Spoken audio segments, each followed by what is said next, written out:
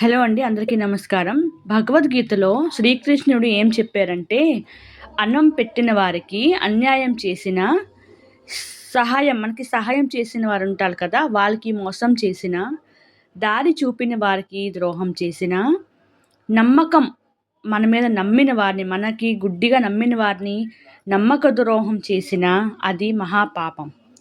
ఈరోజు సంతోషంగా ఉండొచ్చు. కానీ కర్మకు, కాలానికి జ్ఞాపక శక్తి చాలా ఎక్కువగా ఉంటుందన్నమాట.